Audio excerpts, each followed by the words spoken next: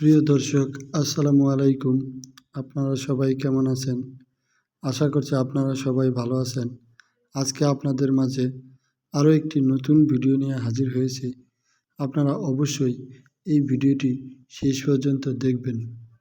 আজকে আমরা দেখাবো আমরা কিভাবে এই গাঁদা ফুল গাছের চারাগুলো রোপণ করেছি এবং এগুলোর পরিচর্যা করি এবং কিভাবে আমরা গাঁদা ফুল চাষ করি টবের মধ্যে বাসার ছাদে, সেই সম্পর্কে কিছু কথা আপনাদের সাথে আলোচনা করব।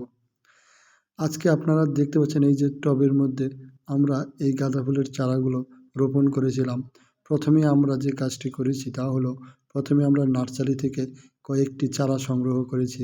দেখতে পাচ্ছেন আমাদের চারাগুলো এখন বড় হয়ে গেছে এবং এই গাছগুলোতে কিন্তু এখন ফুল আসবে, কিন্তু তার আগে দেখেন পাতা দিয়ে গাছটি ভরে গেছে এবং নতুন ডাল এবং পাতায়, এবং পাতাগুলো দেখতে কিন্তু অনেক সুন্দর দেখা যাচ্ছে।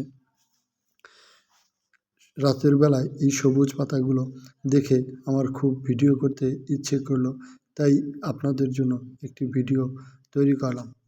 আপনাদের কাছে যদি এই গাঁদা ফুল গাছের পাতাগুলো ভালো লেগে থাকে তাহলে আমাদেরকে কমেন্টস করে জানাবেন।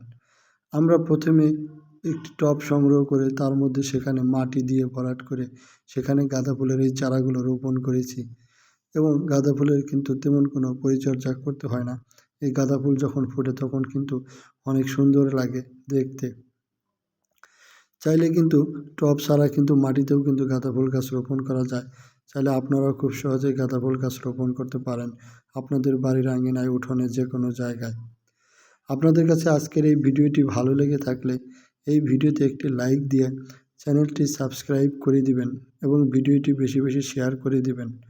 আপনাদের সাথে আবারও দেখা হবে নতুন কোনো ভিডিও নিয়ে। সেই পর্যন্ত সবাই ভালো থাকবেন। ধন্যবাদ। আসসালামু আলাইকুম।